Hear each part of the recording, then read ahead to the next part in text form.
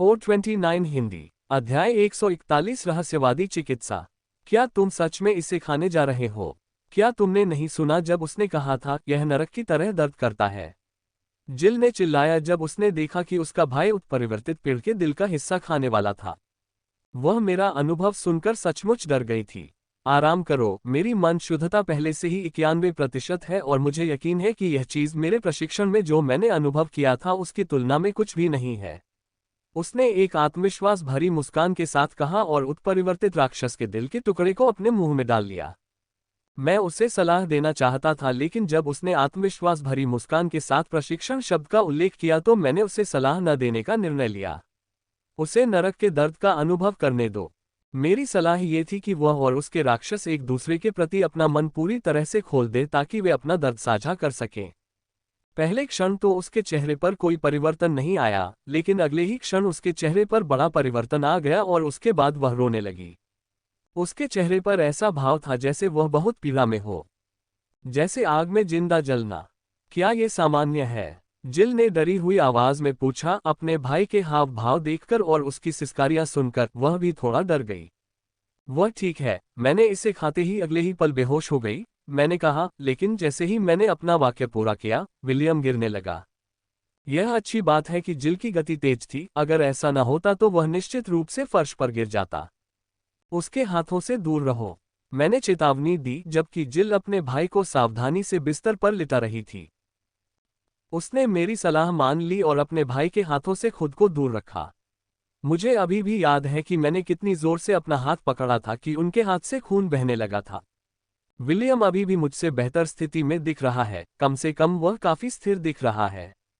जैसे जैसे समय बीतता गया उसकी सिसकारियां बढ़ती गईं, लेकिन इसके अलावा मुझे उसके नियंत्रण खोने और चीखने का कोई संकेत नहीं दिखा। उसके शरीर से अधिक पसीना निकलने लगा और शरीर की नसें दिखाई देने लगीं। वह बहुत दर्द में है, लेकिन वह इसे अच्छी तरह से नियंत्रित कर रहा है और उसकी सिसकारियां जो पहले तेज होती थीं, अब नियंत्रण में और स्थिर हो गई हैं। मैं ये देखकर पूरी तरह से हैरान हूं, इस हद तक दर्द को नियंत्रित करना मेरे लिए पूरी तरह से असंभव है। जैसे जैसे समय बीतता गया, मैं और अधिक आश्चर्यचकित होता गया, क्योंकि उसकी रोना धोना पूरी तरह से बंद हो गई और इसलिए वह कभी कभी छटपटाने भी लगा। कोई भी उसे दूर से देखेगा तो सोचेगा कि वह बस सो रहा है। जब वे उसे करीब से देखेंगे तभी उन्हें पता चलेगा कि वह अभी भी बहुत दर्द में है, क्योंकि उसके हाव भाव से साफ पता चल रहा था कि उसे कितना दर्द हो रहा है। मैं उस अत्यधिक पीड़ा के बीच इतना शांत नहीं रह सका। उन्होंने जो भी प्रशिक्षण बताया वह सचमुच बहुत कष्टदायक और कठिन रहा होगा, उनके लिए इतना शांत रह पाना बहुत कठिन था। समय बीतता गया और हम विलियम पर नजर रखते रहे। पिछले 20 मिनट में विलियम की हालत में कोई बदलाव नहीं आया। जैसा कि हम देख रहे थे, विलियम से हल्का लाल धुआं निकल रहा था और जल्द ही यह उसके पूरे शरीर से बाहर आने लगा। उसके कानों से घना धुआं निकल रहा था। अब ऐसा लग रहा था कि विलियम जल रहा है। ऐसा ही महसूस तब होता है जब लकड़ी का लट्ठा जलता है। क्या ये सामान्य है? उसने चिंतित होकर पूछा। मैंने उसे हिलाया। मुझे नहीं पता, मेरी आंखें बंद थीं और मैं इसे रिकॉर्ड करना भूल गया, मैंने जवाब दिया। जवाब सुनकर उसे अब और सवाल पूछना पसंद नहीं आया। कुछ मिनटों के बाद विलियम से लाल धुआं निकलना धीरे धीरे बंद हो गया। उसे जल्द ही जाग जाना चाहिए, मैंने कहा, क्योंकि विलियम को टुकड़ा खाए हुए 35 मिनट से अधिक समय हो गया था। हम चुपचाप उसके जागने का इंतजार कर रहे थे। 42वें मिनट पर उसकी उंगलियां फड़कने लगीं और कुछ ही देर बाद उसने अपनी आंखें खोल लीं। उसकी आंखें लाल हैं और वह बहुत थका हुआ लग रहा है। भाई, तुम्हें कैसा लग रहा है? उसने कहा और जल्दी से उसके पास जाकर उसे बैठने में मदद की। मैं ठीक महसूस कर रहा हूँ। यह मेरे जीवन की सबसे दर्दनाक घटना थी, लेकिन इससे मुझे बहुत सारे लाभ भी मिले। जेल। वह अचानक बीच वाक्य में ही रुक गया और अपनी आंखें बंद कर लीं। जिल और मैं ये देखकर उलझन में पड़ गए। वह अपने भाई को हिलाने ही वाली थी कि तभी हमें विलियम की आभा में वृद्धि का आभास हुआ। वह आगे बढ़ रहा है, जिल ने उत्साह से चिल्लाते हुए कहा जब उसने महसूस किया कि उसका भाई आगे बढ़ रहा है। अब समय आ गया है, मैंने मन ही मन कहा। जब से मैं विलियम से मिला हूं, तब से वह हमेशा कॉर्पोरल स्टेज के मध्य स्तर पर रहा है। मेरे जानने वाले अधिकांश लोग इस क्षेत्र में प्रवेश करने के बाद से कम एक बार तो स्तर अप करते ही हैं। विलियम उन कुछ लोगों में से एक है जिनका स्तर मैंने अब तक नहीं देखा था। तुम्हें आराम से बैठना चाहिए, इसमें थोड़ा समय लगेगा, जिल ने कहा और अपने बिस्तर पर वापस बैठ गई। मैं इस बात से थोड़ा उलझन में था, लेकिन मैंने सवाल न पूछने का फैसला किया।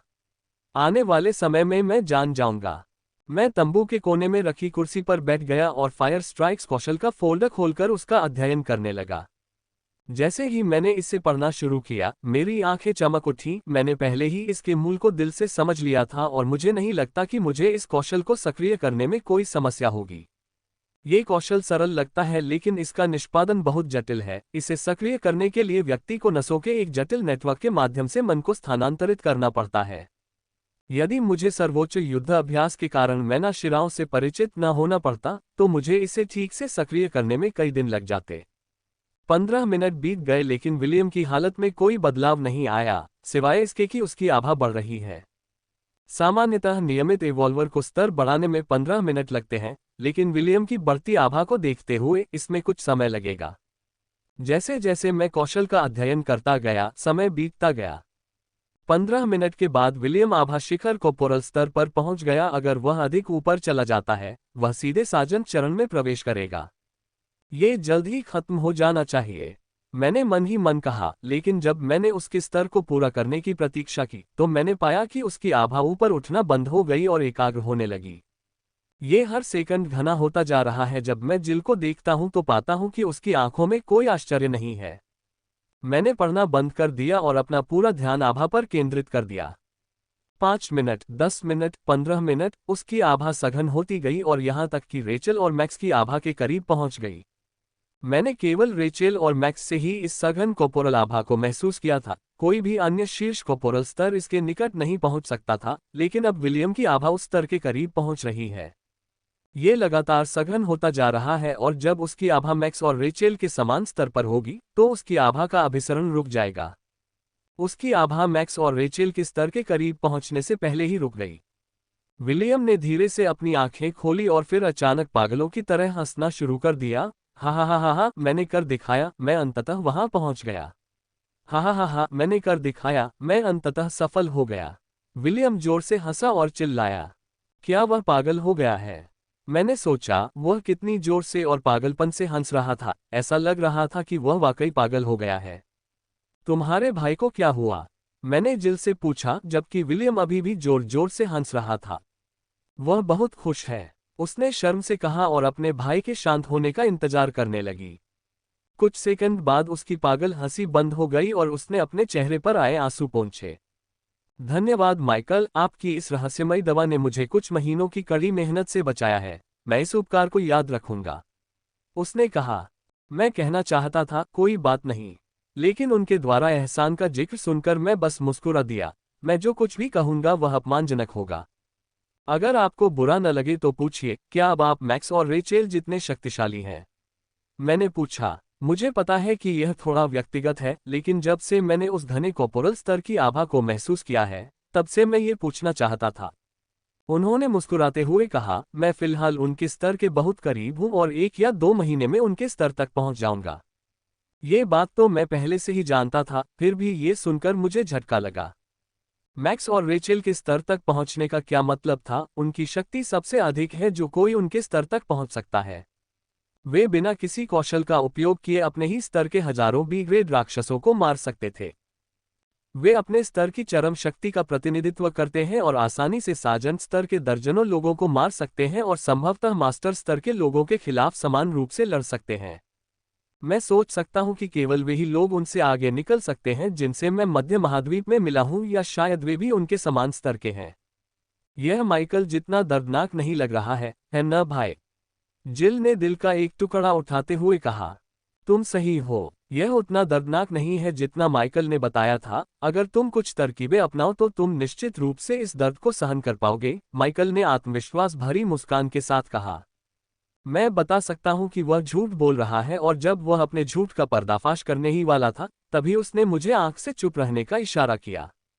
मुझे अपनी छोटी बहन पर पूरा भरोसा है, तुम निश्चित रूप से दर्द सहन कर सकती हो, और मैं तुम्हें बता दूं कि अगर तुम बिना चिल्लाए इस दर्द को सहन कर सकी तो तुम सुपर एलीट की परीक्षा देने के लिए 80% तैयार हो जाओगी, उसने अपनी बहन से कहा। उसकी आवाज इतनी मधुर है कि यदि मुझे वह दर्द महसूस न होता तो मैं अवश्य सोचता कि वह सच कह रहा है। स्नोट, तुम्हें इसे छुपाने की जरूरत नहीं है, मैं जानती हूं तुम झूठ बोल रहे हो। जिल ने स्नोट करते हुए कहा, जब वह अपने हाथ में पेड़ के दिल के टुकड़े के साथ खेल रही थी। अब मुझे सारी तरकीबें और युक्तियां बताओ, मैं इसे खाऊंगी। उसने मुझसे और विलियम दोनों से कहा। मैंने और विलियम ने उसे अपना सारा अनुभव बताना शुरू किया और उसे टिप्स दिए। 15 मिनट बाद उसने सारी तैयारी कर ली और वास्तव में वह काफी अजीब लग रही थी। उसने हाथों में दस्ताने पहन रखे थे, उसके पैर और बाजू उस बड़े खिलौने को पकड़े हुए थे जिसे उसने लाल चेहरे के साथ बाहर निकाला था। वह इस वेशभूषा में बहुत मजेदार लग रही थी। उसका भाई बिना रुके हंस रहा था और मैं भी अपनी हंसी को बड़ी मुश्किल से रोक पा रही थी। इन 10 दिनों में जिल ने अपनी शिशु जैसी बहुत सी चर्बी घटा ली थी, लेकिन उसके गाल अभी भी काफी गोल मटोल दिखते थे और इस कारण वह अपने मुलायम खिलौने को गले लगाते हुए बहुत प्यारी लग रही थी। मत हंसो, उसने गुस्से से कहा जब उसने हम दोनों के चेहरों पर मुस्कान देखी। ठीक है, हम नहीं हंसेंगे, अब छोटी बहन अपना मुंह खोलो, विलियम ने बहुत ही अतिशयोक्तिपूर्ण अंदाज में कहा। जिल ने उसे गुस्से से देखा लेकिन उसने अपना मुंह खोल दिया क्योंकि विलियम्स के हाथ में उत्परिवर्तित पेड़ का दिल था। सर्वोच्च युद्ध अभ्यास प्रसारित करने के लिए याद रखें, यह एक सुनहरा मौका है जो आपको शायद ही कभी मिलेगा, विलियम ने कहा और उसे सिर दिए बिना तेजी से अपने दिल की शांति जिल के मुंह में डाल दी। उसने विलियम को गुस्से से देखा और कुछ कहना चाहती थी लेकिन जैसे ही उसने बोलने के लिए अपना मुंह खोला, वह रुक गई और दर्द सहने के लिए उसने अपने खिलौने को जोर से काट लिया। मुझे नहीं पता कि वह इसे सहन कर पाएगी या नहीं, लेकिन मुझे उम्मीद है कि वह ऐसा कर पाएगी। मैं कोने की कुर्सी पर वापस चला गया और फिर से कौशल का अध्ययन करना शुरू कर दिया, लेकिन मैं कभी कभी जिल की ओर देख लेता था।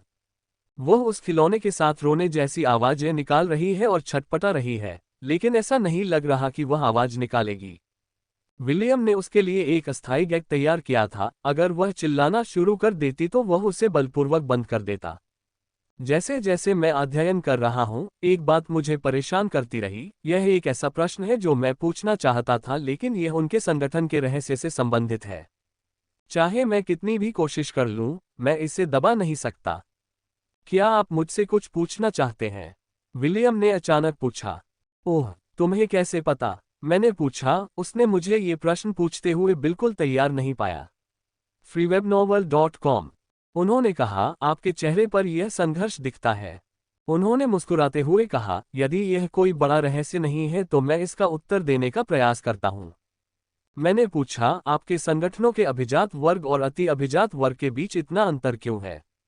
मैं कुछ मूल बातें तो जान सकता हूं, लेकिन यदि संभव हो तो मैं इसके बारे में विस्तृत जानकारी चाहता हूं। यह एक शीर्ष रहस्य है, लेकिन मैं कुछ विवरण बता रहा हूं। उन्होंने रहस्यमय ढंग से कहा, एलीट और सुपर एलीट के बीच बहुत बड़ा अंतर है। यदि कोई पर्याप्त मेहनत करता है तो वह एलीट सदस्य बन सकता है, लेकिन सर्वोच्च एलीट बनने के लिए उसे इससे कहीं अधिक की आवश्यकता होती है। उन्होंने कहा, शीर्ष 7 संगठनों में प्रत्येक संगठन में 10 से अधिक सुपर एलीट नहीं होंगे। ये संसाधनों की वजह से नहीं है। शीर्ष संगठन में संसाधनों की कोई सीमा नहीं है। सुपर एलीट बनने के लिए मापदंड बहुत बड़ा है। जैसा कि आपने देखा है कि एलीट और सुपर एलीट के बीच बहुत बड़ा अंतर है। उन्होंने कहा, सुपर एलीट लोगों के लिए जो सुपर एलीट नहीं है, वे चींटियों के समान हैं।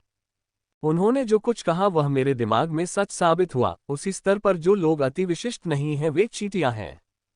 मैं आपको यह नहीं बता सकता कि उन्हें किस चीज ने अधिक शक्तिशाली बनाया, लेकिन मैं ये भी नहीं बता सकता कि सुपर एलिट्स में कुछ ऐसा है जो दूसरों में नहीं है। सुपर एलीट के पास ऐसा क्या है जो दूसरों के पास नहीं है? मैं वास्तव में जानना चाहता हूं कि यह उनके संगठन का रहस्य है। मैंने पहले ही ये देख लिया था कि रेचल, मैक्स और विलियम की मानसिकता कुछ अलग प्रकार की है। ऐसा लगता है जैसे इसमें कुछ ऐसा मिला दिया गया है जो इसे अधिक शक्तिशाली और घातक बना देता है। अभिजात वर्ग और अतभिजात वर्ग के बीच एक अन्य प्रकार के लोग होते हैं, जिन्हें सामान्यतः मध्य अभिजात वर्ग के नाम से जाना जाता है। उन्होंने कहा, ये वे लोग हैं जो सुपर एलीट के मानदंडों को पार कर गए हैं। हालांकि वे सुपर एलीट का पूरा प्रशिक्षण पास नहीं कर पाए हैं, लेकिन उनके पास अभी भी सुपर एलीट बनने का मौका है। माया उनमें से एक है। और एक बात जो आपको पता होनी चाहिए कि सभी मिड एलीट और सुपर एलीट अपनी शक्ति का केवल 50% ही उपयोग कर रहे हैं, जबकि हमारी आधी शक्ति सीलबंद है। उन्होंने अंत में कहा, सिर्फ 50%? ये तो पागलपन है। मैंने सोचा था कि उनके पास कुछ शक्ति आरक्षित है, लेकिन कभी नहीं सोचा था कि वे 50% का उपयोग कर रहे हैं।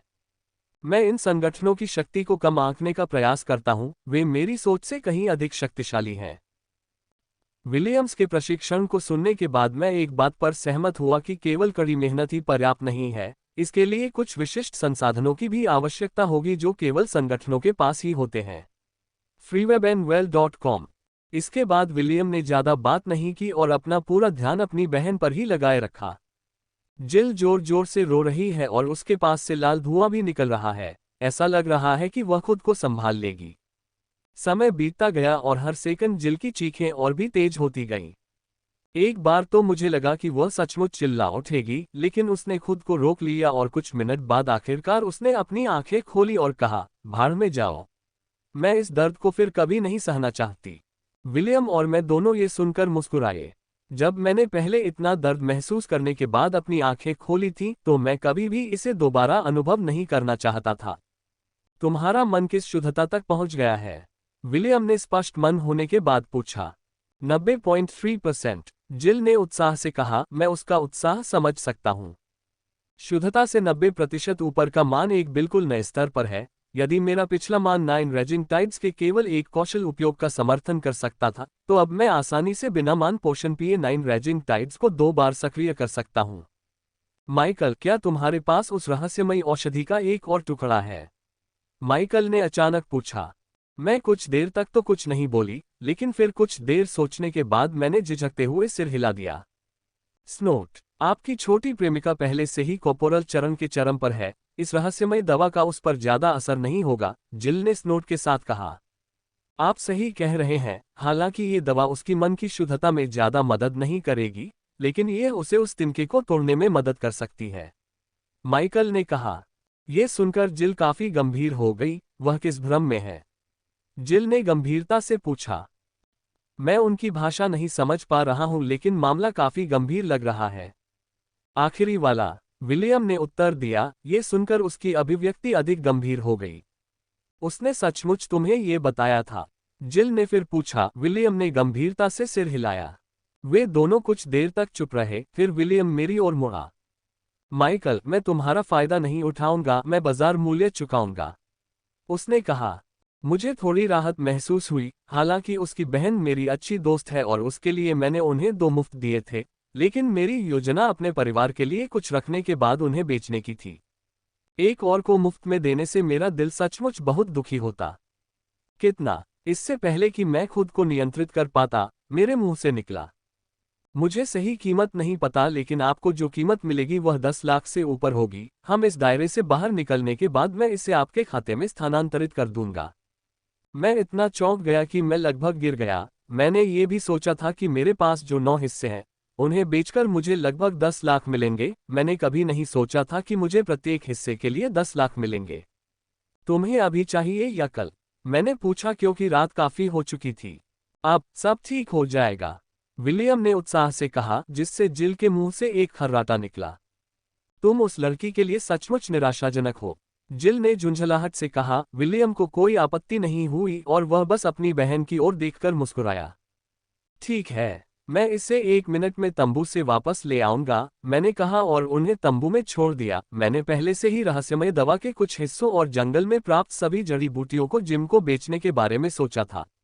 मैं उससे रहस्यमय औषधि का अनुमान प्राप्त करूंगा, ये देखने के लिए कि क्या उसकी कीमत वही है जो विलियम ने बताई थी, और जो सबसे अधिक कीमत देगा उसे बेच दूंगा। ये सोचकर मैं उत्साह से चलता हूं और सपने देखता हूं कि इस दुनिया से बाहर निकलने के बाद मैं ढेर सारा पैसा कमाऊंगा।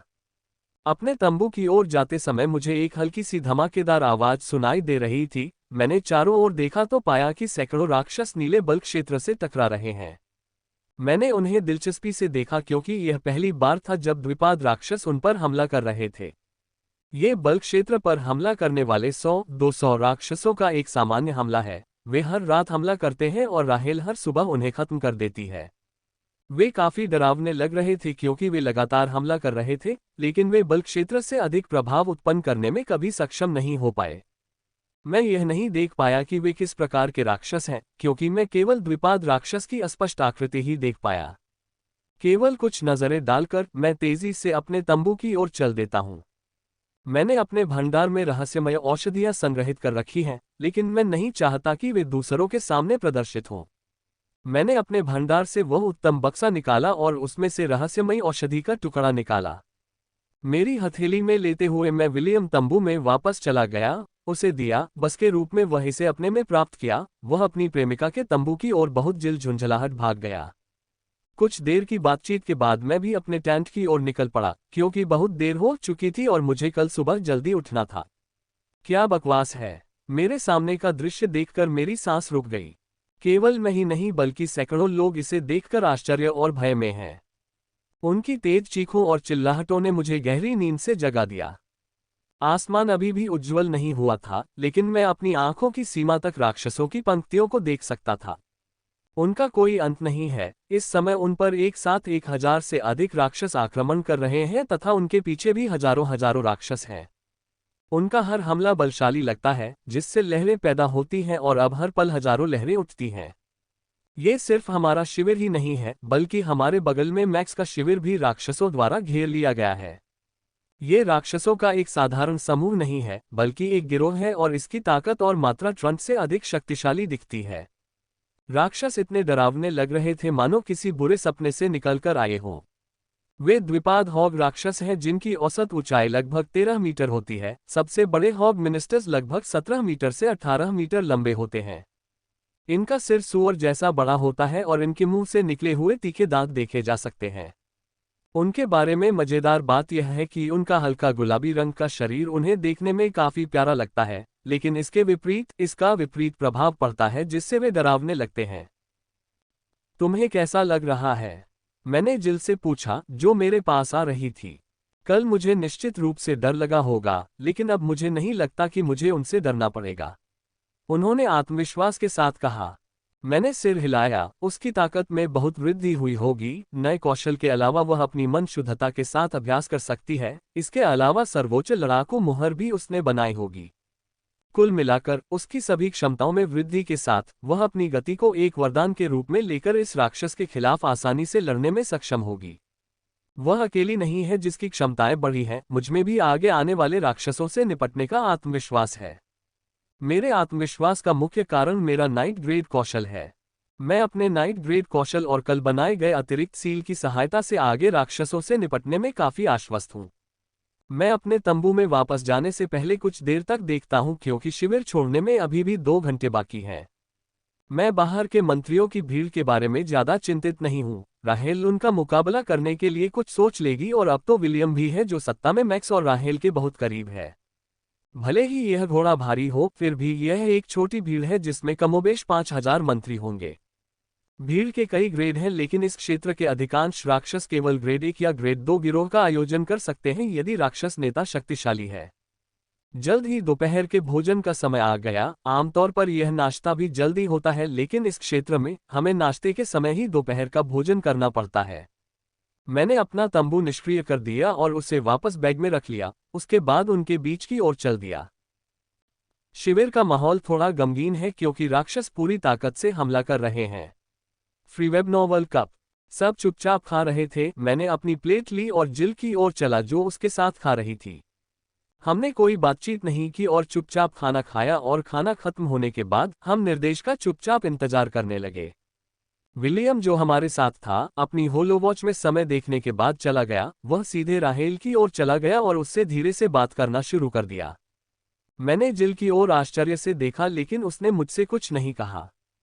रेचेल से बात करने के बाद विलियम बल्क क्षेत्र की ओर चलता है। बल्क क्षेत्र में एक छोटी सी जगह खुल गई है जिससे वह गुजर सकता है।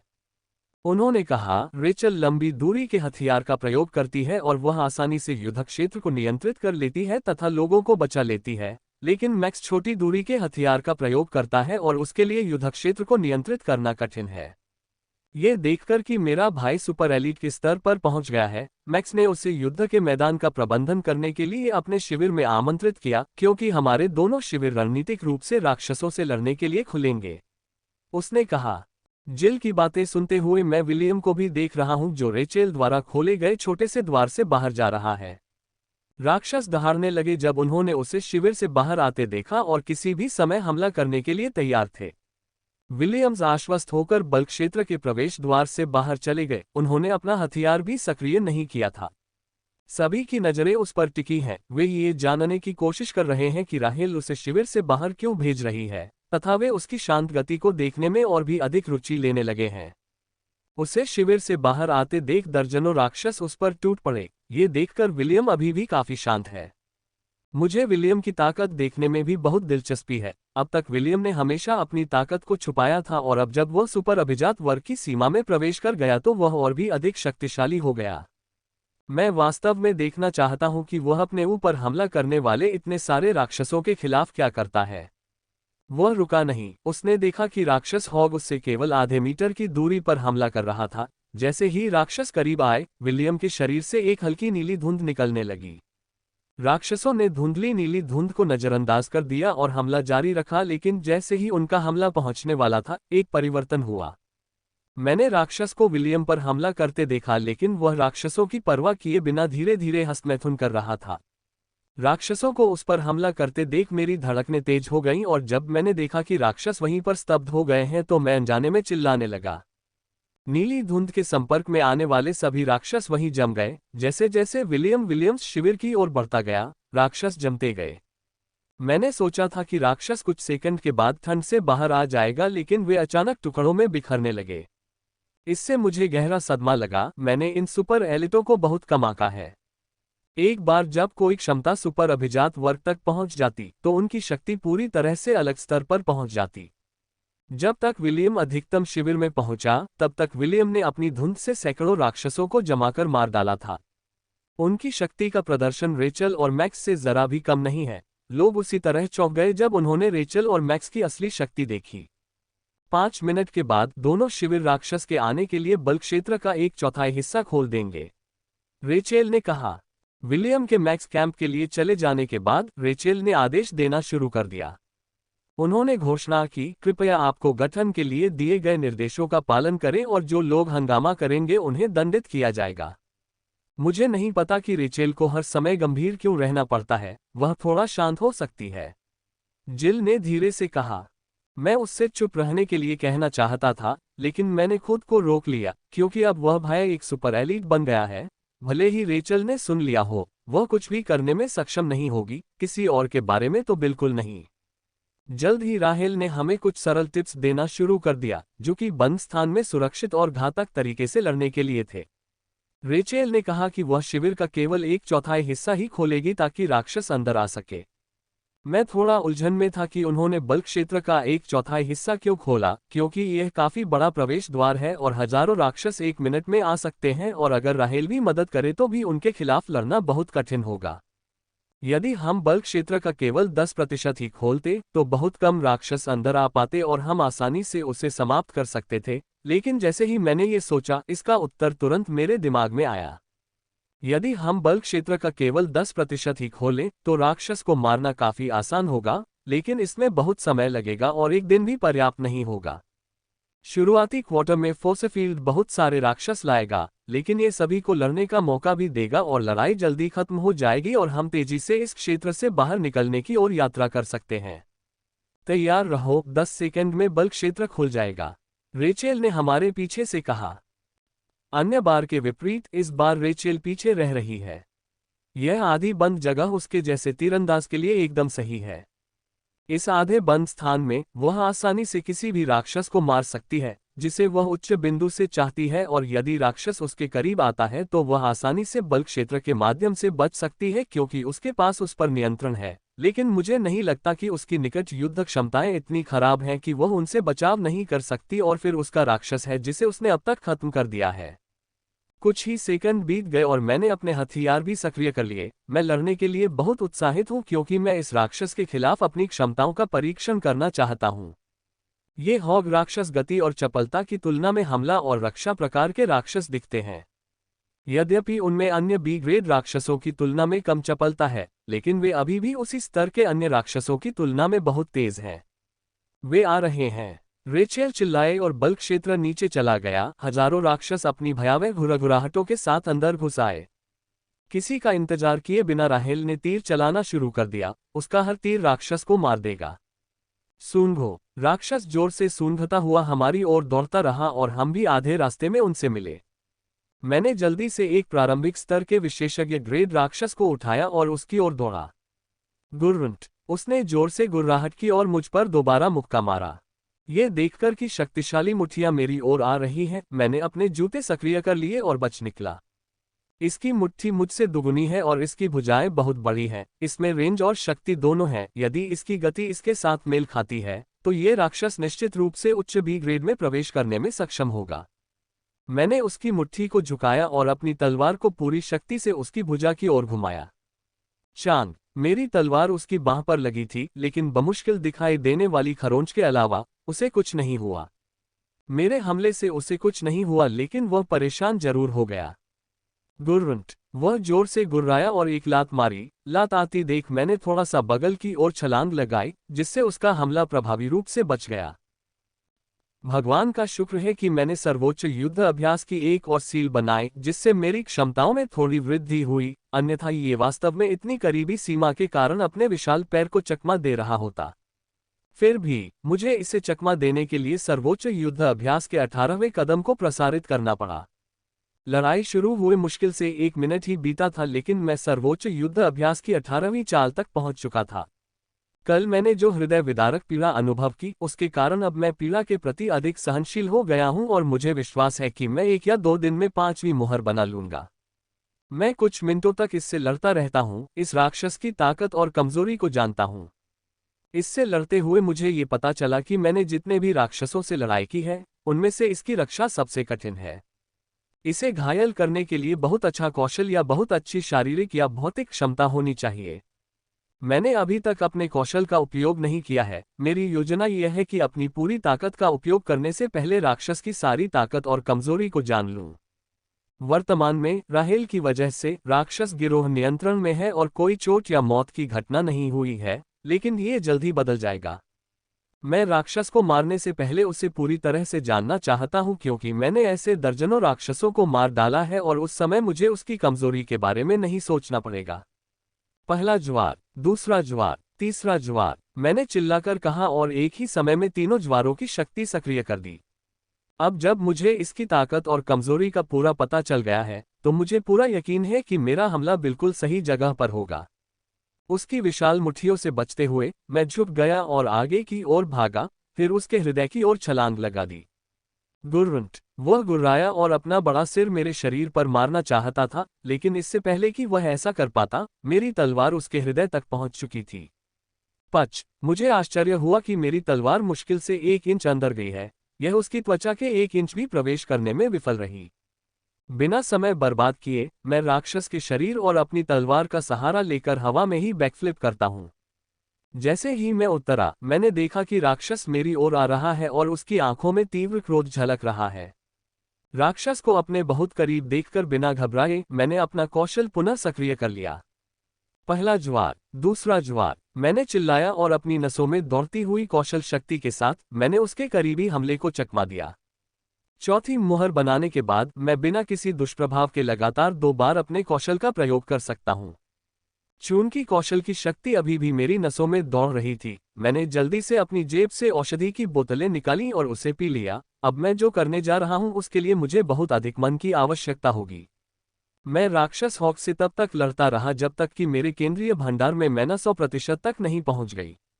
पहला ज्वार, दूसरा ज्वार, मैं 2 ज्वारों को सक्रिय करता हूं और मिनिस्टर के बीच कुछ दूरी रखता हूं, क्योंकि यह कौशल लंबी दूरी का है और इसे सक्रिय होने में कुछ समय लगता है। आग का प्रहार, मैंने चिल्लाया और कौशल निर्देशों के अनुसार अपनी क्षमता के साथ मन को प्रसारित करना शुरू कर दिया। जैसे ही मन विशिष्ट परिसंचरण के माध्यम से प्रसारित हुआ, मेरे पूरे शरीर में गर्मी महसूस होने लगी। ये नाइट ग्रेड कौशल केवल अग्नि क्षमता उपयोगकर्ता द्वारा उपयोग किया जा सकता है, क्योंकि यह आग के केंद्रित बोल्टों पर हमला करता है। जल्द ही अत्यंत सघन चांदी की आग मेरी हथेली से मेरी तलवार में फैल गई। यह मेरी तलवार में और अधिक सघन हो गई, 2 इंच से अधिक लंबी नहीं रही। जैसे ही चांदी की आग का बोल्ट मेरी तलवार के अंत तक पहुंचा, उसकी गति अचानक बढ़ गई और वह मेरी तलवार से गोली की तरह निकलकर उन राक्षसों की ओर बढ़ गया जो मुझसे केवल 1 मीटर की दूरी पर आ रहे थे। O30 हिंदी। अध्याय 146 फायर स्ट्राइक 2। सघन अग्नि की चांदी जैसी चमक आने वाले राक्षस हॉक की ओर बढ़ी। आग की चांदी की चिंगारी बहुत चमकदार लग रही थी जब वह हवा को चीरती हुई राक्षस के सिर की ओर जा रही थी। बोल्ट हवा में बहुत तेजी से उड़ रहा था, लेकिन मुझे उत्तेजना के कारण ये बहुत धीमा लग रहा था। हालांकि मैं अपनी तलवार से एक अकेली आग की चिंगारी निकलती देखकर थोड़ा आश्चर्यचकित हूँ। कौशल का विवरण पढ़ने के बाद मैंने सोचा था कि यदि केंद्रित अग्नि से प्रहार किया जाए तो मेरी तलवार कम से कम 5 से 6 बोल्ट छोड़ेगी, लेकिन उसने केवल एक ही छोड़ा। जैसा कि पढ़ा गया, अग्नि बोल्टों की संख्या मन और अग्नि क्षमता की गुणवत्ता पर निर्भर करती है। मेरे पास 4 से 5 बोल्ट उत्पन्न करने के लिए पर्याप्त मान है, लेकिन मेरी अग्नि गुणवत्ता सबसे कम है। शायद यही कारण है कि मेरी तलवार ने केवल एक ही बोल्ट की सघन मान अग्नि जारी की थी। राक्षस घबरा गया क्योंकि आग का गोला क्षण भर में उसकी नाक के पास पहुंच गया था, लेकिन वह कुछ नहीं कर सका। पुच्छी फायरबोल्ट राक्षस के सिर से उसकी नाक के माध्यम से गुजरा, जबकि राक्षस की आंखें बड़ी हो गईं क्योंकि वह गति खो रहा था। धप, उसका विशालकाय शरीर मेरे सामने आकर गिरा, लेकिन मैं अपनी संवेदना की कमजोरी के कारण कुछ प्रतिक्रिया ही कर पाया। बिना समय बर्बाद किए मैंने जल्दी से अपनी जेब से पेड़ के दिल का एक टुकड़ा निकाला और अपने मुंह में डाल लिया। जब इसकी मन ताजगी भरी अनुभूति मेरे शरीर में फैल गई, तभी मुझे अपने शरीर को हिलाने में अच्छा महसूस हुआ, क्योंकि मन मेरे शोधन इंजन में प्रवेश करने लगा था। फायर स्ट्राइक कौशल जिसका मैंने अभी उपयोग किया था, उसने मेरे लगभग 90% मैना को ले लिया, जिससे मैं कुछ ही सेकंड में अत्यधिक थक गया। ये कौशल अत्यंत घातक है, लेकिन ये बहुत अधिक मात्रा में मान भी लेता है। यह मेरे जैसे प्रारंभिक स्तर के विशेषज्ञ ग्रेड रिवॉल्वर के लिए भीड़ भरे युद्धों में उपयोग करने के लिए उपयुक्त नहीं है। यदि मेरे पास दूसरों के दिल की सुरक्षा बीमा के रूप में न होती, तो मैं इस कौशल का प्रयोग अंतिम उपाय के रूप में करता। सामान्य मैना पोशन को पचाने में कुछ मिनट लगते हैं, लेकिन ट्रांस के दिल को पचाने में केवल कुछ सेकंड लगते हैं। ये देखकर कि मेरे आसपास कोई राक्षस नहीं है, मैंने राक्षस हॉक की ओर देखा जिसे मैंने अभी अभी मारा था। उसकी नाक में छोटे से छेद को छोड़कर उसके शरीर पर कोई चोट नहीं थी। ऐसा लग रहा है जैसे मेरे मैना बोल्ट ने पहले ही उसका पूरा दिमाग पिघला दिया था। मैं इसके शरीर से कोर निकाल देता, लेकिन मुझे नहीं लगता कि मेरे पास ऐसा करने की क्षमता है, और यहाँ बहुत सारे राक्षस हैं। जब मैं एक शरीर का निरीक्षण कर रहा था, मुझे लगा कि राक्षस मेरी ओर आ रहा है। मैंने राक्षस की ओर देखे बिना ही फायर स्ट्राइक करना शुरू कर दिया। इस बार परिचित होने के कारण मुझे आश्चर्य या गर्मी का एहसास नहीं हुआ, और मैंने अपना पूरा ध्यान राक्षस के सिर पर निशाना साधने पर केंद्रित कर दिया, जो रोष भरे भाव के साथ मेरी ओर आ रहा था।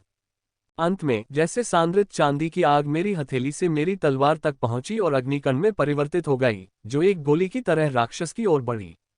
पुच्छी अग्नि तीर राक्षस के सिर में घुस गई थी। इस बार मेरा निशाना थोड़ा बेहतर था क्योंकि यह नाक के ऊपर से घुसी थी। धप, राक्षस का शरीर मुझसे थोड़ी दूरी पर जोर से गिरा। राक्षस की ओर चलने से पहले मैं पहले ट्रीट के दिल का टुकड़ा खाता हूं। मैं इस कौशल की शक्ति से आश्चर्यचकित हूं। सिर्फ एक चाल, मुझे भी ग्रेड राक्षस को मारने के लिए सिर्फ एक चाल की जरूरत है। कौशल शक्ति इतनी महान है कि राक्षस के सिर से गुजरते समय उसे कोई बाधा महसूस नहीं होती है, और उसके सिर से बाहर आने के लिए बहुत कम ऊर्जा शेष रहती है। नाइट ग्रेड स्किल और ग्रेड 1 स्किल के बीच यही वास्तविक अंतर है। उनकी शक्ति स्वर्ग और पृथ्वी के समान है। फायर स्ट्राइक की शक्ति को देखते हुए इसकी शक्ति पियर्सिंग स्पिंडल कौशल से अधिक है, जो मुझे यकीन है कि नाइट ग्रेड कौशल है। कोई राक्षस मेरी ओर आता न देखकर मैं जिल की ओर देखता हूं, जो पहले मुझसे थोड़ी दूरी पर लड़ रही थी। जब मैंने उसकी ओर देखा तो पाया कि वह भी हैरानी भरे भाव से मेरी ओर देख रही है। सिर्फ वही नहीं, मेरे परिचित कई लोग भी मुझे जिल की तरह ही देख रहे हैं। मैंने बस उन्हें मुस्कुराने दिया और उनसे दूर देखने लगा, लेकिन मैं जिल के चारों ओर 5 राक्षसों के शरीर को नोटिस करने में विफल नहीं हुआ। लेकिन ये देखकर कोई आश्चर्यचकित नहीं हुआ कि पिछले कुछ दिनों में उसका मार्क्स को हमारे समूह के शीर्ष विशेषज्ञ ग्रेड रिवॉल्वर से बेहतर रहा है। राक्षस को अपनी ओर आते देख मैंने पुनः संघर्ष करना शुरू कर दिया। फ्रे ए वेब नॉवल कॉम। जैसे जैसे समय बीतता गया राक्षसों की संख्या बढ़ती गई, लेकिन वे अभी भी प्रबंधनीय हैं क्योंकि हम एक बंद स्थान में रहते हैं और मॉनिटर के प्रवेश के लिए पर्याप्त जगह है। जो भी राक्षस मेरी ओर आते, मैं उन्हें अग्नि प्रहार से मारता रहता। ये कौशल शक्ति इतनी अद्भुत है कि मैं इसके अलावा कुछ भी उपयोग नहीं करना चाहता। अपने 5वें राक्षस को मारने के बाद मैंने ठीक होने के लिए ट्रीट हॉट खाना बंद कर दिया और मैना पोशन पीना शुरू कर दिया। मेरे पास सीमित संख्या में पेड़ हैं, यदि मैं उन्हें इसी गति से बर्बाद करता रहा तो वे तब तक नहीं टिकेंगे जब तक मैं इस दायरे से बाहर नहीं निकल जाता। मैंने ऐसा इसलिए किया क्योंकि इस तरह से न केवल मैं ट्रेंड दिलों को बर्बाद करूंगा, बल्कि सर्वोच्च युद्ध अभ्यास भी खो दूंगा। जैसे जैसे मैं अपने हृदय का उपयोग करूंगा, मुझे युद्ध का तनाव कम महसूस होगा और मेरे सर्वोच्च युद्ध अभ्यास का रक्त संचार धीमा हो जाएगा। सर्वोच्च युद्ध अभ्यास में आगे बढ़ने के लिए युद्ध ही एकमात्र चीज है जिस पर मैं निर्भर करता हूं। मुकाबले के लिए पर्याप्त मात्रा में भोजन न करने के कारण मुझे कई चोटें आई, लेकिन मैं बहुत कम समय में ही व्यायाम की 22वीं चाल तक पहुंच गया। हालांकि व्यायाम में और अधिक प्रगति करना कठिन होता जा रहा है। यद्यपि ये दर्द उस दर्द की तुलना में बहुत कम है जो मैंने रहस्यमयी औषधि खाने के बाद महसूस किया था, लेकिन फिर भी ये दर्द कम नहीं है। फिर भी मुझे आज या कल व्यायाम की 5वीं मुहर बनाने का पूरा विश्वास है। मैं अपने भयानक शिकार से राक्षसों को मारने के लिए लड़ता रहता हूँ, और जब मुझे मृत्यु जैसा अंतर्ज्ञान महसूस होता है तो मैं शक्ति की लहर का आनंद लेता हूँ। सहज ही मैंने अपनी ढाल सक्रिय कर दी और उसे उस ओर ले गया जहां मुझे खतरा महसूस हुआ। धमाका! कोई भारी चीज मेरी ढाल से टकराई जिससे मेरे शरीर की लगभग सभी हड्डियां टूट गईं। मुझे इतनी प्रबल शक्ति का अनुभव हुआ जैसा मैंने पहले कभी नहीं किया था और मेरा शरीर टूटी हुई पतंग की तरह उड़ने लगा। धमाका! अगले ही पल मैं बल क्षेत्र से टकरा गया। मेरे शरीर के बाकी अंग जो सुरक्षित रह गए थे, टक्कर के कारण घायल हो गए, जिससे मैं मौत के दरवाजे पर पहुंच गया। यदि मैंने कुछ नहीं किया तो मैं निश्चित रूप से बिना ये जाने ही मर जाऊंगा कि किस राक्षस ने मुझ पर हमला किया है। मैं मौत के दरवाजे पर हूं। मेरे शरीर की हर हड्डी टूट चुकी थी और मेरे शरीर के हर हिस्से से खून बह रहा था। हमला इतना अचानक हुआ कि मुझे बचाव का कोई मौका ही नहीं मिला। जब तक मुझे पता चला कि राक्षस हमला कर रहा है, तब तक मेरे पास ठीक से बचाव करने या कौशल का उपयोग करने का समय ही नहीं था। फिर भी मेरी नाइट ग्रेड शील्ड की बदौलत मैं जीवित हूं। यदि यह कोई सामान्य ग्रेड 1 शील्ड होती तो मैं मौत के दरवाजे पर नहीं बल्कि वास्तव में मर चुका होता। मैं बहुत गंभीर रूप से घायल हूं और अगर मैंने अगले कुछ सेकंड में कुछ नहीं किया तो या तो राक्षस मुझे मार देगा या अत्यधिक रक्तस्राव होगा। मैंने अपनी तलवार भी खो दी जब मैं बल क्षेत्र से टकराया। मुझे आशा है कि यह कहीं यहीं होगी। मैं अपनी नाइट ग्रेड तलवार नहीं खोना चाहता।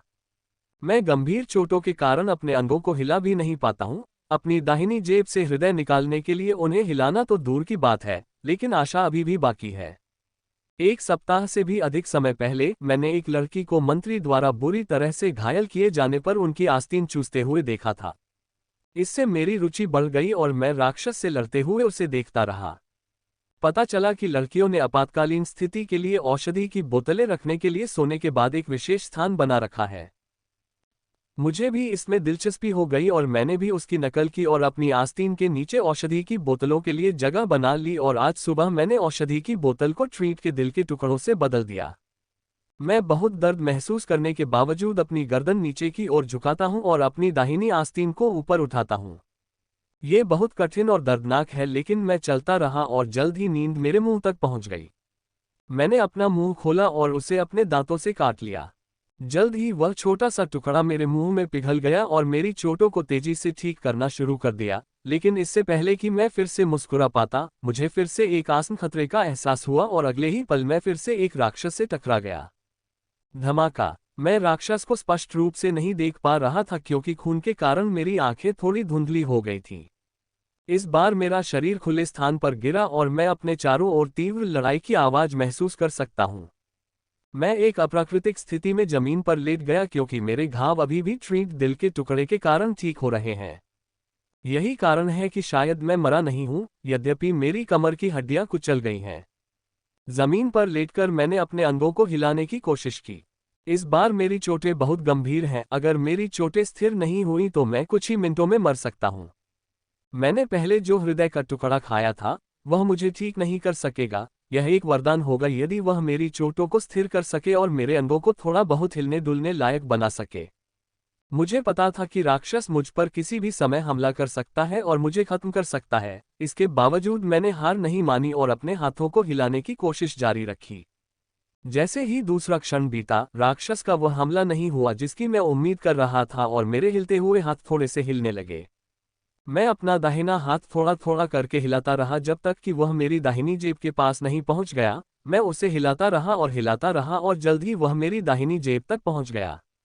मेरा हाथ मेरे भंडार के अंदर गया और मैंने सबसे बड़ा टुकड़ा निकाला जिसे मैं आपात स्थिति के लिए रखता था। ये शीर्ष विशेषज्ञ ग्रेड का उपचार है और यह मेरी सभी चोटों को ठीक करने और मेरे मन को 100% तक चार्ज करने के लिए पर्याप्त से अधिक होगा। मेरा हाथ धीरे धीरे मेरे मुंह की ओर आया और मैं उस राक्षसी हमले के बारे में चिंतित रहा जो कभी भी मुझ पर हमला कर सकता था। जैसे ही पेड़ के दिल का टुकड़ा मेरे मुंह की ओर आ रहा है, मैं अपने आसपास के दृश्य को देखने की कोशिश कर रहा हूं, लेकिन मैं मुश्किल से कुछ धुंधली आकृतियां देख पा रहा हूं। खून के कारण मेरी आंखें धुंधली हो गई थीं और मैं स्पष्ट रूप से देख सकता था। मैं ये देखने के लिए बेताब था कि किस राक्षस ने मुझ पर हमला किया था। जल्द ही राक्षस ने मेरा मुंह सुन लिया। मैंने अपने टूटे जबड़े में दर्द महसूस करने के बावजूद अपना मुंह पूरी तरह से खोल दिया। मेरे हृदय का बड़ा टुकड़ा मेरे मुंह में गया और अगले ही क्षण मेरे मुंह से ताजगी की एक धारा बहने लगी, जिससे मेरे पूरे शरीर की चोटें ठीक हो गईं। जैसे जैसे समय बीतता गया, मेरी चोटें ठीक होने लगीं और मुझे अपने हाथों पर अपेक्षाकृत अच्छा नियंत्रण प्राप्त हो गया, जिससे मैं उनसे खून साफ कर सकता था। जैसे जैसे मेरी आंखें स्पष्ट होती गईं, मुझे अपने चारों ओर हो रही लड़ाइयों का पूरा दृश्य दिखाई देने लगा। मैंने अपनी किस्मत को धन्यवाद दिया कि मैं राक्षसों के पैर से कुचला नहीं गया, क्योंकि निकटतम लड़ाई सिर्फ 2 मीटर की दूरी पर थी। यदि मैं 12 मीटर ऊंचे राक्षस से कुचला जाऊं तो मैं बहुत दुखी हो जाऊंगा। कुछ मिनट बीत गए और मुझे अपने शरीर पर अपेक्षाकृत नियंत्रण नहीं रहा और मैं मुश्किल से खड़ा हो पाता हूं। जब मैं खड़ा हुआ तो मैंने चौंका देने वाला दृश्य देखा, जो मुझसे ज्यादा दूर नहीं था। बित्सी एक 14 मीटर लंबे राक्षस से लड़ रही है और वह राक्षस विशेषज्ञ स्तर का शिखर है। राक्षस बहुत क्रोधित दिख रहा था। उसके शरीर के चारों ओर छोटे छोटे जीव धूप सेक रहे थे और जब भी वह चाहती हमला कर देते थे। रेचल ने फिर मेरी जान बचाई। मैंने बित्सी की ओर देखते हुए कहा, मुझे यकीन है कि यह वही राक्षस है जो मुझ पर हमला करना चाहता है। 4 मुहरों के कारण मेरा शरीर सामान्य विशेषज्ञ ग्रेड रिवॉल्वर्स की तुलना में अधिक मजबूत है और मध्य चरण विशेषज्ञ चरण राक्षस इतना शक्तिशाली नहीं है कि मुझे एक ही हमले में मौत के दरवाजे तक पहुंचा सके। इसके अलावा ये हमला मेरी ढाल से होकर गुजरता है। मैंने अपनी कमर पर दूसरी तलवार सक्रिय कर ली, क्योंकि बल क्षेत्र से टकराने के बाद मेरी तलवार खो गई थी। मैं राक्षसों पर हमला करने के लिए फायर स्ट्राइक चलाना शुरू करने ही वाला था कि अचानक एक लाल तीर कहीं से आया और राक्षस की खोपड़ी में जा लगा। धप! एक विशालकाय राक्षस जोर से जमीन पर गिरा और जल्द ही बित्सी दौड़ती हुई मेरी ओर आई। पहले तो उसने इधर उधर एश्लिन को ढूंढा, लेकिन जब वह उसे नहीं मिली तो वह मेरी ओर मुड़ी और मेरे गालों को चूमने लगी तथा बेशर्मी से मुझसे कुछ खाने को मांगा। हा, ये लो, मैंने कहा और खाने की वस्तु निकालकर उसे दे दी। मैंने उसे एक फल दिया जो एश्लिन कल लेकर आई थी। बित्सी फल खाने के बाद तुरंत वहां से चली गई और उस दिशा में चली गई जहां मैं अपनी तलवार ढूंढने के लिए बल क्षेत्र से टकराया था। तलवार मेरे लिए वास्तव में महत्वपूर्ण है। यह एकमात्र आक्रामक नाइट ग्रेड कलाकृति है जो मेरे पास है और मेरी पिछली ग्रेड 1 तलवार इसकी तुलना में कुछ भी नहीं है। मुझे बहुत अधिक खोजबीन नहीं करनी पड़ी और मैंने इसे लगभग बलपूर्वक खोज लिया। अपनी तलवार को सक्रिय करने के बाद मैंने फिर से राक्षसों को मारना शुरू कर दिया, लेकिन इस बार मैं कौशल की शक्ति में नहीं खोया था। मैंने अपनी लड़ाई के हर पल खुद को सतर्क रखा ताकि पहले कोई गलती ना हो। यदि मैंने उस हमले को कुछ सेकंड पहले देखा होता तो मैं उसके खिलाफ बेहतर स्थिति में होता। अधिक से अधिक राक्षस आते रहे और हम उन्हें मारते रहे। वह एक अंदरूनी बल क्षेत्र है जो पूरी तरह से राक्षसों से भरा हुआ है। आप राक्षस की लाश पर पैर रखे बिना एक कदम भी नहीं रख सकते। लड़ाई जारी रही और समय बीतता गया और जल्द ही राहेल द्वारा बल क्षेत्र खोले जाने के 3 घंटे बीत गए। लड़ाई में अचानक परिवर्तन आया, क्योंकि राक्षस ओर्क्स अचानक पागल हो गए और बिना सिर वाले मुर्गे की तरह भागने लगे। उनके चेहरों पर शिक्षाप्रद भय देखा जा सकता था। कुछ गलत होते देख रेचल ने जल्दी से बल क्षेत्र को बंद कर दिया और उसे देखकर मैक्स ने भी वैसा ही किया। बल क्षेत्र के अंदर बचे हुए राक्षस को राहेल और हमने तुरंत मार डाला। जल्द ही हमें उनके डर का कारण पता चल गया और जैसे ही बल क्षेत्र के बाहर एक राक्षस गिरने लगा, एक एक करके बड़े पीले बादल उनके ऊपर मंडराने लगे। जब हमने देखा कि वह पीला बादल किस चीज से बना है तो सभी के चेहरों पर अत्यधिक भय छा गया, यहां तक कि रेचल भी इसका अपवाद नहीं है। डैफोडिल मधुमक्खियां, रेचल ने भयभीत होकर कहा। उसकी आवाज में हल्का सा डर साफ झलक रहा था। न केवल उसके बल्कि उसके आसपास के कई अन्य अभिजात वर्ग के लोगों के चेहरे पर भी वही डर साफ झलक रहा था। मैं इस प्रजाति के मधुमक्खी राक्षस को विशेष रूप से नहीं जानता, लेकिन ये जानना कि यह मधुमक्खी राक्षस है, मेरे लिए पर्याप्त है। उड़ने वाले राक्षस विशेष रूप से बड़े समूह में यात्रा करने वाले बहुत खतरनाक होते हैं और मधुमक्खी राक्षस सबसे खतरनाक है। उन पीले बादलों में लगभग 10,000 राक्षस हैं और वे लगातार हमारे शिविरों के आसपास राक्षस सुअरों को मार रहे हैं। कुछ ही मिनटों बाद शिविर के चारों ओर हजारों राक्षसी सुअरों के मृत शरीर पड़े थे, जबकि डैफोडिल मधुमक्खियों के झुंड हजारों तीरों से दोनों शिविरों पर हमला कर रहे थे। एक बात मुझे समझ में नहीं आई कि रेचल और उसकी सहेली के चेहरे पर भय की प्रतिक्रिया क्यों दिखाई दी। क्या ये डैफोडिल्स मधुमक्खियां बहुत खतरनाक हैं? मैंने जिल से पूछा, जो मेरे बगल में खड़ी थी और हमारे बल क्षेत्र पर मधुमक्खियों के राक्षसों के लगातार हमले को देख रही थी।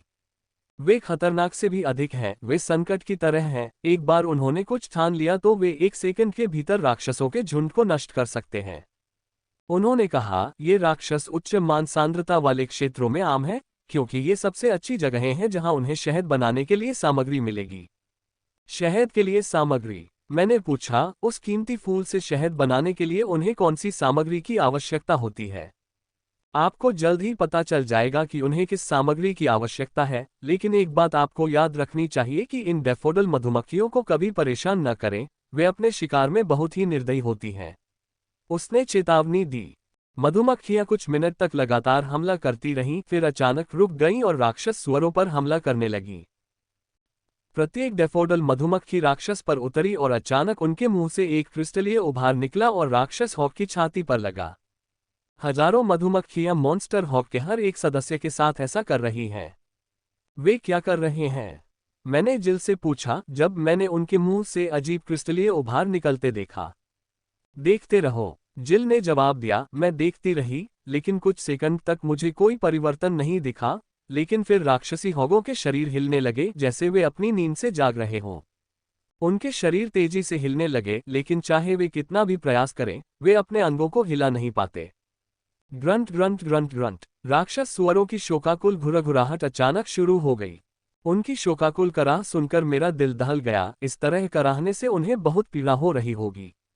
पहले जब डैफोडिल मधुमक्खियां अपने तीर छोड़ती थीं, तो मैं सोचता था कि वे जहरीले हैं और वे उन राक्षसी सुअरों को मार रहे हैं, लेकिन मैं गलत था। वे तीर जहरीले नहीं थे, बल्कि शक्तिशाली ट्रैंक्विलाइजर थे, जो राक्षसी सुअरों को बेहोश कर देते थे।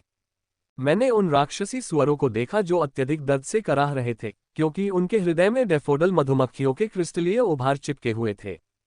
ऐसा लगता है कि उभार के कारण उनके शरीर में कोई परिवर्तन नहीं हुआ है। मैं जिल से पूछना चाहता था कि डैफोडिल्स मधुमक्खियां क्या कर रही हैं, लेकिन मैं जानता हूं कि वह मुझे सही जवाब नहीं देगी। पूरे शिविर में मौजूद हर व्यक्ति चौड़ी आंखों से हमारे सामने के दृश्य को देख रहा था। कोई भी अपनी जगह से नहीं हिला और किसी ने भी कोई आवाज करने की हिम्मत नहीं की, यहां तक कि रेचल ने भी नहीं। ओह, एशलिन भी मेरे पास से बाहर आए और मेरे कंधे पर बैठ गई। यह अच्छी बात है कि जब वह बाहर आए तो हमेशा की तरह चहक नहीं रही थी, अन्यथा मुझे गुस्से भरी निगाहों या यहां तक कि पूरी पिटाई का सामना करना पड़ता। एशलिन मुझे परेशान किए बिना चुपचाप हमारे सामने हो रहे अपरिवर्तनीय दृश्य को देख रही थी। कुछ और मिनट बीत गए और जब राक्षस सुअर के शवों पर अटकलें शुरू हुई तो कोई बदलाव नहीं हुआ। पहले तो किसी ने इस पर ध्यान नहीं दिया, लेकिन जैसे जैसे समय बीतता गया, सभी ने इस पर ध्यान देना शुरू कर दिया। राक्षस सुअरों के शरीर पीले पड़ने लगे तथा उनकी घुरघुराहट और अधिक कर्कश हो गई। जल्द ही सभी राक्षस सुअरों के शरीर पीले पड़ गए और उनकी कर्कश आवाजें मुश्किल से सुनाई देने लगीं। ऐसा लगता है जैसे ये मधुमक्खियां इन बेचारे राक्षसों का जीवन चूस रही हैं। मैंने अपने सामने हो रहे दृश्य को देखते हुए धीरे से फुसफुसाया।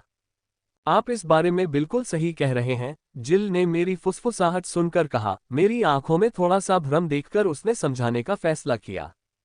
डैफोडिल मधुमक्खी के मुंह से निकलने वाला वह उभार न केवल उसके मन को चूसता है, बल्कि उसकी जीवन शक्ति, जीवनसार और सबसे महत्वपूर्ण बात, उसके मूल को भी चूसता है। मैं ये सुनकर पूरी तरह से हैरान हूं। मुझे भी राक्षस के पीले रूप को देखकर संदेह था कि यह अपने मन और जीवन शक्ति को चूस रहा होगा, लेकिन मैंने कभी यह उम्मीद नहीं की थी कि यह जीवन को भी चूस रहा होगा। ये डैफोडिल मधुमक्खियां बहुत क्रूर हैं, मैंने अपने दिल में कहा। हर जीवन रूप में एक जीवन शक्ति होती है और यह हर जीवन रूप में तब तक मौजूद होती है जब तक वे जीवित हैं, लेकिन अगर वे मर जाते हैं तो जीवन शक्ति उनके शरीर से गायब हो जाएगी। किसी भी जीव से जीवन शक्ति निकालना एक अत्यंत दर्दनाक और क्रूर प्रक्रिया है। कल मुझे जो दर्द महसूस हुआ वह उस दर्द की तुलना में कुछ भी नहीं है जो मॉन्स्टर हॉगब महसूस कर रहे थे। किसी के शरीर से जीवन शक्ति निकालना किसी की आत्मा निकालने के समान है। यह एक अत्यंत अमानवीय प्रक्रिया है, इसलिए इसे अमानवीय होने के कारण पूरे महाद्वीप में प्रतिबंधित कर दिया गया है। जो लोग ऐसा करते पकड़े गए उन्हें कड़ी सजा दी गई, लेकिन अभी भी कई लोग जीवन शक्ति प्राप्त करते हैं क्योंकि औषधि बनाने में ये सबसे महत्वपूर्ण सामग्री है। क्या आप जानते हैं कि डैफोडिल मधुमक्खियों को प्राकृतिक कीमियागर क्यों कहा जाता है? जिल ने पूछा। मैंने अपना सिर हिलाते हुए कहा, नहीं, ये पहली बार है जब मैंने डैफोडिल मधुमक्खियों के बारे में सुना है, और ये तो मैं पहले भी सुन चुका हूं कि वे प्राकृतिक कीमियागर हैं। डैफोडिल मधुमक्खी का शहद अत्यंत कीमती फूलों और जड़ी बूटियों के सार से बना है, लेकिन इसमें जीवन शक्ति, प्राणशक्ति और शुद्ध राक्षस कोर भी शामिल हैं। डैफोडिल मधुमक्खी द्वारा बनाया गया शहद का प्रत्येक बूंद बहुमूल्य है और इसे करोड़ों क्रेडिट में बेचा जा सकता है। कॉर्पोरल स्तर के डैफोडिल मधुमक्खी द्वारा बनाया गया शहद की एक बूंद भी लेफ्टिनेंट स्टेज पावरहाउस के दिल में लालच पैदा कर सकती है। जिल ने कहा। मैं इतना हैरान था कि मैं अपने मुंह से एक शब्द भी नहीं बना पा रहा था। शहद की एक बूंद लेफ्टिनेंट स्टेज पावरहाउस में लालच पैदा कर सकती है, इसके अपार उपयोग होने चाहिए। मैं इसके उपयोग के बारे में पूछने ही वाला था कि हमारे सामने एक और परिवर्तन होने लगा। राक्षस सुअरों के शरीर पर छोटी छोटी दरारें पड़ने लगीं, लेकिन मधुमक्खियों ने फिर भी अपने उभार नहीं निकाले। समय बीतने के साथ दरारें और भी बड़ी होती गईं। कुछ समय हो गया है जब राक्षस सुअरों की शोकाकुल गुर्राहटें बंद हो गई हैं, लेकिन उनके शरीर अभी भी हिल रहे हैं, जो ये दर्शाता है कि वे अभी भी डैफोडिल्स के रूप में जीवित हैं। मधुमक्खियां अभी भी राक्षस को पूरी तरह से चूस नहीं पाई हैं। आप जानते हैं, हमें डैफोडिल मधुमक्खियों के शहद की खोज के लिए केवल अपने कुलीन और अति कुलीन लोगों को लेकर एक बड़ी सेना का प्रबंध करना होगा और इन मधुमक्खियों पर विजय पाने के लिए जी जान से लड़ना होगा। जिल ने कहा। मैं समझ सकता हूं कि इन मधुमक्खियों के खिलाफ उन्हें केवल अभिजात वर्ग और अति अभिजात वर्ग की ही आवश्यकता क्यों है। मधुमक्खियों का एक ही तीर किसी को बेहोश कर सकता है। हालांकि कवच तीरों को रोक सकता है, लेकिन शरीर पर कई ऐसे क्षेत्र हैं जिनकी रक्षा नहीं की जा सकती। हजारों राक्षसों से लड़ने के लिए निश्चित रूप से शीर्ष और अनुभव बल की आवश्यकता होगी। राक्षस हॉग पर दरारें अधिक से अधिक स्पष्ट होती जा रही हैं। दूर से देखने पर वे मिट्टी की विशालकाय मूर्तियों की तरह दिखते हैं जो समय के साथ टूट गई हैं। ये जल्द ही खत्म हो जाएगा, मैंने आह भरते हुए सोचा, क्योंकि राक्षस सुअर अभी मुश्किल से हिल रहे हैं। समय बीतता गया और जल्द ही डैफोडिल मधुमक्खियां उड़ने लगीं और अपने पीछे राक्षस सुअरों की सूखी और खुरदरी लाशें छोड़ गईं। कुछ शव तो ऐसे भी थे जो गिर पड़े और उनके पीछे सुंदर धुंधलका छा गया। यह इन मधुमक्खियों का आतंक है। मैं इस भयानक तरीके से मरने की अपेक्षा सीधे ब्लेड से मरना पसंद करूंगा। जैसे ही मधुमक्खियां हवा में उड़ीं, वे शेष पीले बादल में विलीन हो गईं और पहले की तरह फिर से दोनों खेमों पर हमला करना शुरू कर दिया। थोड़ी देर आराम करो, हमें जल्द ही लड़ना होगा। रेचेल की ऊंची आवाज सबकी आंखों में गूंज उठी। बेपरवाही से जिल और मैं मृत राक्षस हॉग की पीठ पर बैठ गए। मैंने खाने के लिए कुछ फल साथ ले लिए क्योंकि हमने देखा कि हजारों मधुमक्खियां हमारे शिविर पर हमला करने की कोशिश कर रही थीं। वर्तमान में हमारे पास 10,000 मधुमक्खियों से लड़ने की क्षमता नहीं है। केवल इतना ही हम अपने शिविर में छिपे रहकर कर सकते हैं जब तक कि वे मर न जाएं। ऐसा लग रहा था कि कई घंटे बीत गए हैं, लेकिन जब मैंने अपनी होलोवॉच देखी तो मुझे ये देखकर आश्चर्य हुआ कि आधे घंटे से भी कम समय बीता है। आपको क्या लगता है कि इन मधुमक्खियों को साफ होने में कितना समय लगेगा? मैंने जिल से पूछा क्योंकि वह मेरे अधिकांश उत्तरों को समझती है। मुझे नहीं पता, उसने अपना सिर हिलाते हुए कहा। यह सुनकर मुझे थोड़ी निराशा हुई, लेकिन मैंने इस पर ज्यादा ध्यान न देने का फैसला किया। बिट्सी और एशलिन हमारे बगल में खेल रहे थे। बिट्सी एशलिन के पीछे पीछे खेल रही थी और उसका उत्साह देखकर एशलिन ने भी प्रतिक्रिया दी, क्योंकि वे दोनों पीछा करने का खेल खेल रहे थे। जैसे जैसे समय बीतता गया हम चुपचाप बैठे रहे। हजारों डैफोडिल मधुमक्खियां पिछले आधे घंटे से हमला कर रही थीं, लेकिन अचानक रुक गईं। सभी ने बातचीत बंद कर दी और ऊपर देखने लगे, इस उम्मीद में कि राक्षस चले जाएंगे। पीले रंग का बड़ा बादल दो समूहों में बंट गया, एक बड़ा और एक छोटा। बड़े पीले बादल में लगभग 10,000 राक्षस मधुमक्खियां थीं। अब जब वह अलग हो गया है, तो बड़े बादल में लगभग 7,000 और छोटे बादल में 3,000 मधुमक्खियां हैं। मैं बादलों पर मधुमक्खियों को एकत्रित होते हुए देख रहा हूं और जैसे ही बड़ा बादल पत्तों में बदल गया, मैं बहुत खुश हो गया। जैसे ही बड़ा बादल जा रहा था, छोटे बादल ने दोनों खेमों पर अपना हमला फिर से शुरू कर दिया। सभी लोग पंक्ति में खड़े हो जाएं। मधुमक्खियों के बड़े समूह के चले जाने के 10 मिनट बाद रेचेल ने कहा, मैं बल्क क्षेत्र का 1/4 हिस्सा खोलने जा रही हूं ताकि डैफोडिल मधुमक्खियां पहले की तरह राक्षसों की तरह अंदर आ सकें। उसने कहा, हम राक्षस हॉगों के शरीरों पर खड़े थे। उन्होंने आदेश दिया, पहले के राक्षसों की तुलना में उनकी संख्या कम हो सकती है, लेकिन वे अधिक खतरनाक हैं। जिनके पास लंबी दूरी की क्षमता और कौशल है, वे उन सभी का उपयोग करने में संकोच नहीं करते। मैं 10 सेकंड में फोर्सफील्ड खोलने जा रही हूं। इसके ट्रैंक्विलाइजिंग डार्ट से सावधान रहना, उसने कहा। मैंने अपने मन में उल्टी गिनती शुरू कर दी। पहले की तुलना में राक्षस बहुत कम है और यदि हम पूरी ताकत लगा दें तो लड़ाई आधे घंटे में खत्म हो जानी चाहिए। मैंने पहले से ही अपनी सभी कलाकृतियों को सक्रिय कर लिया था और अपने खुले स्थान पर किसी भी प्रकार के बेहोश करने वाले हमले से बचने के लिए पूरी तरह सतर्क था। मैंने अपनी तलवार कस ली और राक्षस के प्रवेश करते ही अपना कौशल प्रयोग करने के लिए तैयार हो गया। डिम, दोनों शिविरों के लिए बल्क क्षेत्र का 1/4 हिस्सा खुल गया। छोटा पीला बादल शिविर की ओर हमला करने के लिए जल्दी से 2 भागों में विभाजित हो गया। भनभनाहट, मधुमक्खियों का एक बड़ा समूह अंदर आया और हवा से भनभनाहट की आवाज कानों में गूंजने लगी। आग का प्रहार, मैंने चिल्लाया जब मैंने देखा कि मधुमक्खी राक्षस मेरी ओर आ रहा है। तभी एक चांदी की आग की किरण मेरी तलवार से होकर निकली। तभी मुझे पता चला कि मधुमक्खी राक्षस मेरी ओर आ रहा है। लेकिन मैंने अपने शॉट को हवा में उड़ते हुए नहीं देखा क्योंकि मेरा पूरा ध्यान ट्रीट दिल का एक टुकड़ा खाने पर था।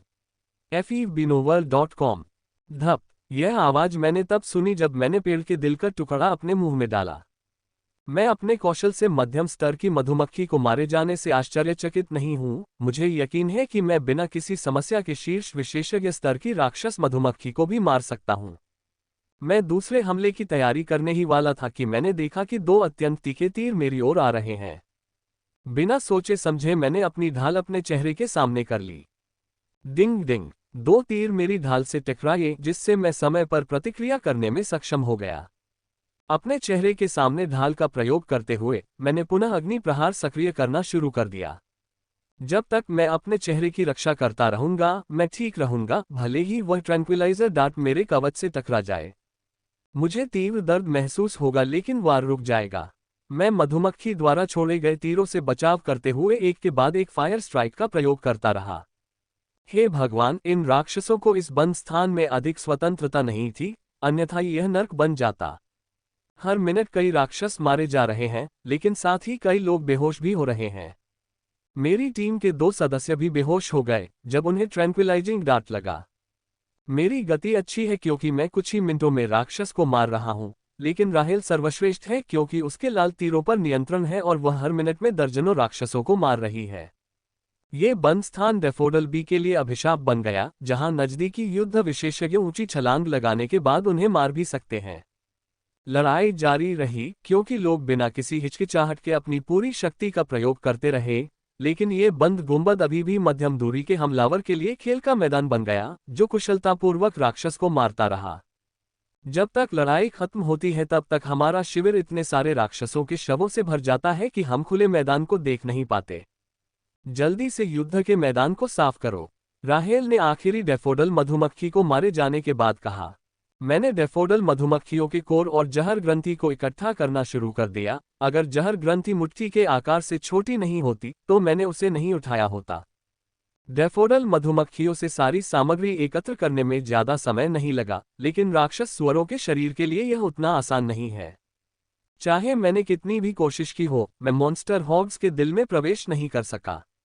मैंने 3 ज्वारों की शक्ति का भी उपयोग किया लेकिन इसका कोई फायदा नहीं हुआ। अंत में मुझे राक्षस कोर को हटाने के लिए जिल की मदद का अनुरोध करना पड़ा। ये कोर बी ग्रेड राक्षस बाजार में बहुत कीमती होंगे, वे सामान्य कॉर्पोरल ग्रेड राक्षस कोर की तुलना में अधिक महंगे हैं। 1 घंटे से भी कम समय में हमने युद्ध क्षेत्र की सफाई पूरी कर ली और चलना शुरू कर दिया। रेचेल ने कहा था कि हमें बाहर निकलने के लिए मुख्य क्षेत्र के अंदर लगभग 50 मील चलना होगा और इसमें 6 से 7 दिन लगेंगे। 1 दिन बीत चुका है और आज दूसरा दिन है। मुझे घर की बहुत याद आती है, खासकर मेरे माता पिता की। मैं इतने लंबे समय के लिए घर से कभी दूर नहीं रहा। freewebandwell.com। इस क्षेत्र से बाहर निकलने के बाद मैं घर के लिए जल्द से जल्द टिकट बुक करने जा रहा हूं। समय बीतता गया और 2 दिन और बीत गए। ये 2 दिन वाकई बहुत कष्टकारी थे। जैसे जैसे हम अंदर प्रवेश करते हैं, राक्षस अधिकाधिक शक्तिशाली होते जाते हैं और उनसे लड़ना कठिन होता जाता है। जब हम मुख्य क्षेत्र में पहुंचे थे, तब से 3 दिन पहले तक लगभग 21 मौतें हो चुकी थीं। ये हमारा सौभाग्य है कि हमारे साथ 3 सुपर एलीट हैं, जिन्होंने बड़ी संख्या में राक्षसों को मार गिराया और लोगों को समय रहते बचा लिया, अन्यथा मौतें कई गुना अधिक होती। मुझे केवल यही अफसोस है कि मैं सर्वोच्च युद्ध अभ्यास की 5वीं मुहर बनाने में सक्षम नहीं था। मैं वर्तमान में अभ्यास में 24वें कदम पर हूं और अंतिम दीवार को तोड़ नहीं पा रहा हूं। 24वें चरण में मुझे जो दर्द महसूस हुआ वह वास्तव में बहुत अधिक था। हालांकि इसकी तुलना उस दर्द से नहीं की जा सकती जो मैंने रहस्यमयी दवा खाने के बाद महसूस किया था, लेकिन फिर भी दर्द असहनीय था जिसने मुझे 5वीं मुहर बनाने के लिए अंतिम परत को तोड़ने से रोक दिया। जैसे जैसे लड़ाई का दबाव बढ़ता गया, कई लोगों का स्तर भी बढ़ता गया और लगातार लड़ाई से उनकी युद्ध तकनीक भी तेज होती गई। यहाँ तक कि मैं भी शिविर में उन कुछ लोगों में से एक हूँ जो स्कूल में सीखी गई शैली के अलावा कोई अन्य युद्ध शैली नहीं जानते हैं और बेहतर हो रहे हैं।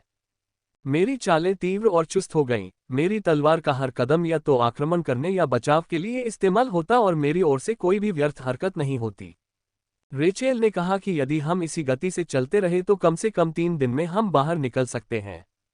आज का दिन विशेष है क्योंकि आज शाम को हम 2 और समूहों से मिलेंगे तथा 2 दिन बाद शेष 4 समूह भी मिलेंगे।